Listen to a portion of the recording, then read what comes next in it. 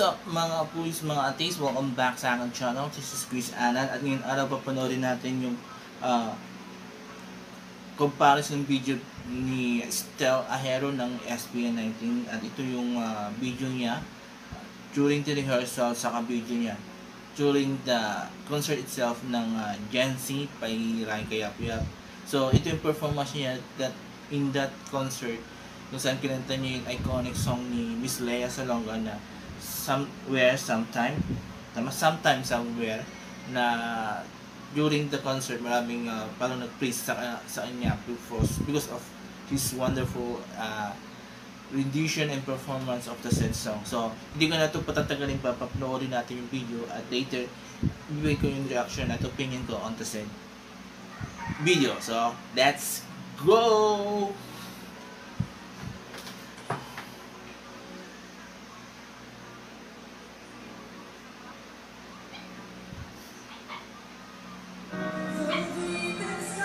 This is the rehearsal.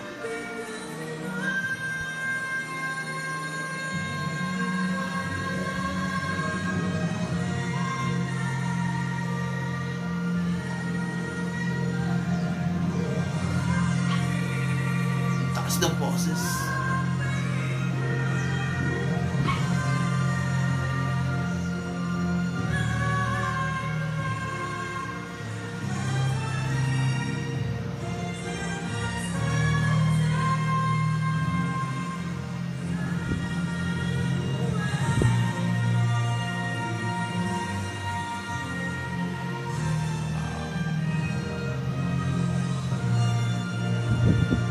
Ganda ng boses nila, Estel.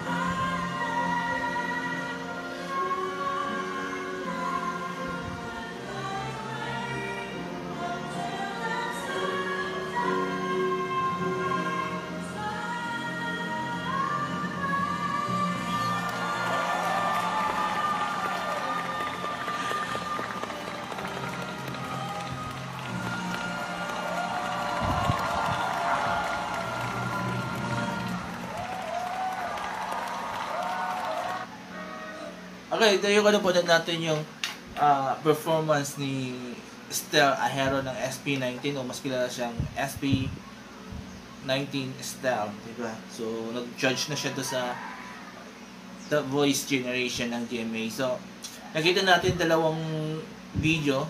It's a comparison nung dalawang performance ni Stel during the rehearsal at during the concert night, diba? So sa rehearsal nakita natin na medyo mas relax siya to sa rehearsal. So makikita na rin natin, maririnig na rin natin yung magandang boses niya, yung mataas na boses niya, yung wide range ng boses niya, nakikita na natin to. Pero very relax lang siya to sa rehearsal. Hindi niya tinodo yung performance niya. While do sa concert night, nakita natin na as in lang ibinigay niya lahat, ibinuhos niya yung best niya, and in the final part of his performance, nakita natin ang taas ng boses ni Stel at talagang nakakabilib, diba? Na from Pipa Proof, diba? Galing nito. Nagagawa niyang kumanta ng mga matataas ang tono na songs. And actually, hindi naman this is the first time na ginawa ni Stel yan. Ginagawa na rin niya in the past. But this one is talagang galing. Kontrolado yung boses niya. Obvious na talagang ginabayan ni Mr. C or ni Mr. Ryan Kayapyap yung how he treated the song, diba? Kaya lumabas na maganda, as in talagang ang galing-galing, ang linis ng performance niya at wala kang masasabing wow, nagkamali siya, diba? And so, yun, ang galing. Nakakatuwa, diba? Nakakatuwa na itong si Stell, he's proving himself na kaya niyang mag-solo as a performer, as an artist, and this one is already a sign for him na pwede siya mag-solo, diba? Pero I don't know, siyempre love niya yung grupo niya na SB19, possible na pwede siya mag-solo pero nandun pa rin siya sa grupo. So again, sa performance niya, ang galing-galing, tanang nakakabilib, and wala akong masabi, ang ganda. Nakita niyo nung reaction ko kanina, sobrang natuwa ako, and talagang nakakabilib talaga siya na hindi niya pinahiya si Mr. C sa kanyang performance. And I heard may nasabi si Ryan Cayabyab sa kanya regarding his performance, na parang sinabi niya na parang sinil niya yung future ng Philippine music because of his wonderful performance. Kasi nga, alam naman natin, nauso ngayon mga medyo hindi na nauso yung mga ganung klaseng kanta diba? Yung mga ganung klaseng songs, music na produce ng mga gagaling na singer ay na composer saka songwriter, diba?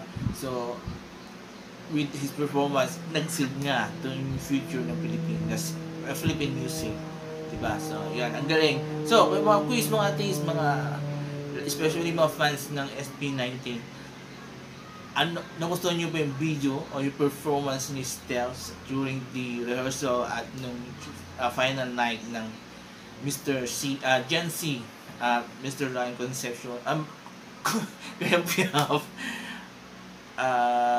concert, diba? Mag-comment kayo dito sa baba, and kung nagustuhan nyo nung bigay kong comment at reaction regarding his performance, mag-comment kayo dito sa baba, and I will read all your comments, and I will try to interact with you guys para ma-share natin bawat haka-haka natin, puro opinion, diba? Except sa bashing. So hindi i-welcome ang bashing dito sa channel ko, dito sa comment section ng channel ko. You are not welcome. Kasi this is a very healthy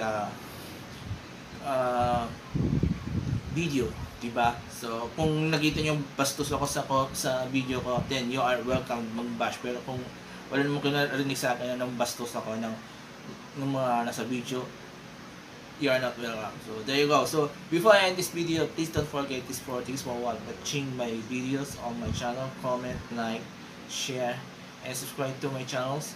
The Alas Kisho, ang pinagtalaga channel, probably from the vlogs at Tamat Lang People Presents. So maraming salamat. Have a nice day and thank you very much. Bye bye.